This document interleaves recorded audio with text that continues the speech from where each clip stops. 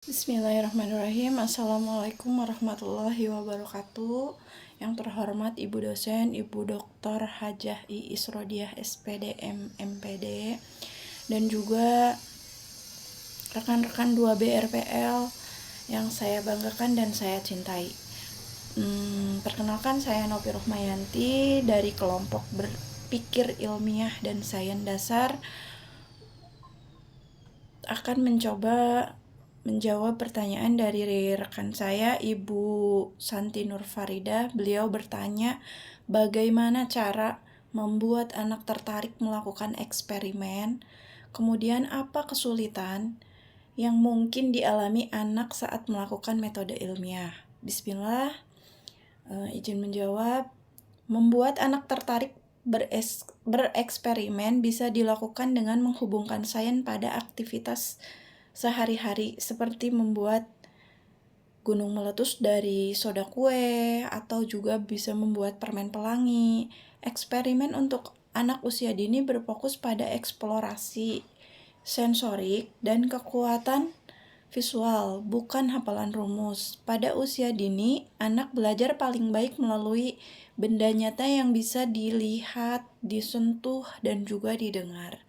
Adapun beberapa cara untuk membuat anak tertarik melakukan eksperimen, diantaranya yang pertama, mulai dengan pertanyaan sehari-hari.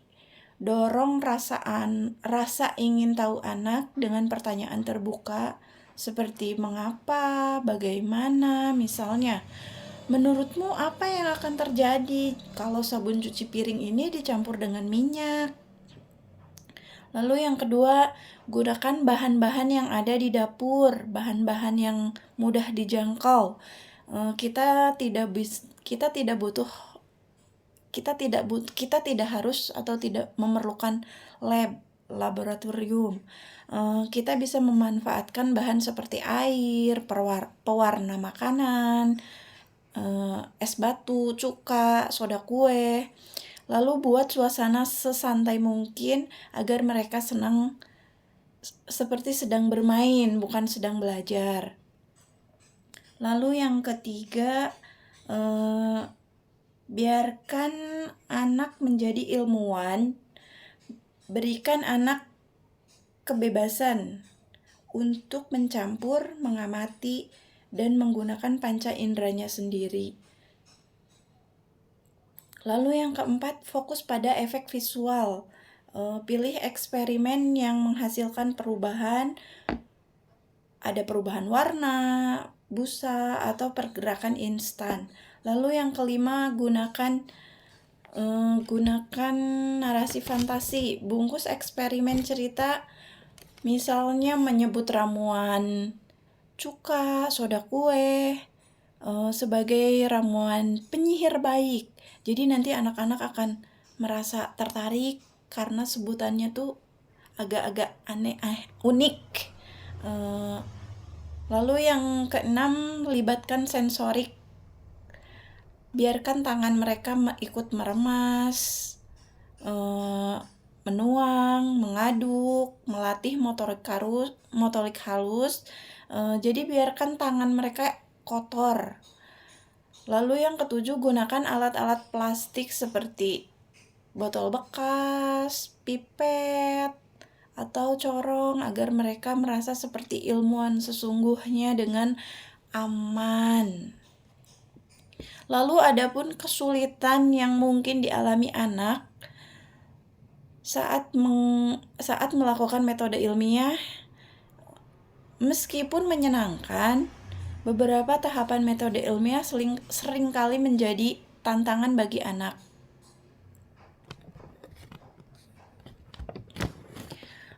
Di antaranya yaitu menarik kesimpulan yang terburu-buru.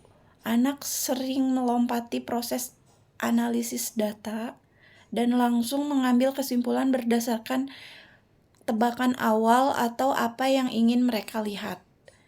Jadi tidak sabar anaknya itu. Anak lalu langsung buru-buru menyimpulkan, tidak melalui analisis yang akurat. Lalu yang kedua, Anak akan kesulitan membuat hipotesis atau menduga-duga. Anak akan merasa bingung atau takut salah saat diminta menebak hasil sebelum eksperimen dimulai. Lalu yang ketiga, mengontrol variabel. Anak akan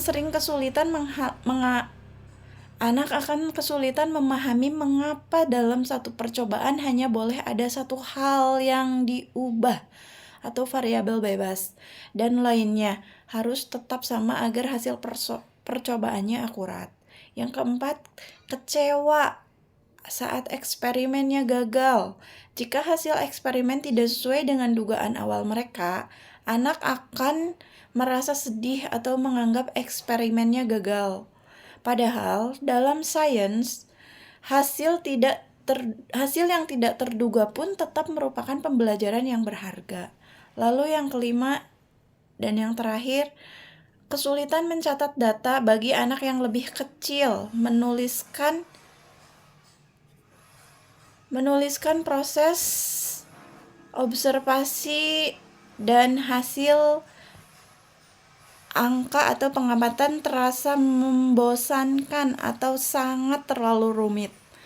Jadi untuk anak usia dini mungkin hal-hal seperti itu masih perlu bantuan. Jadi saat melakukan eksperimennya mungkin banyak hal yang bisa dilakukan agar anak tertarik. Tapi memang di sisi lain juga ada beberapa hal kesulitan dalam proses pencapaian hasilnya. Mungkin seperti itu jawaban dari saya. Mohon maaf apabila banyak kekurangan. Jika ada yang ingin menambahkan atau menyanggah, dipersilakan. Sekian dari saya. Wabillahi taufiq wal hidayah. Wassalamualaikum warahmatullahi wabarakatuh.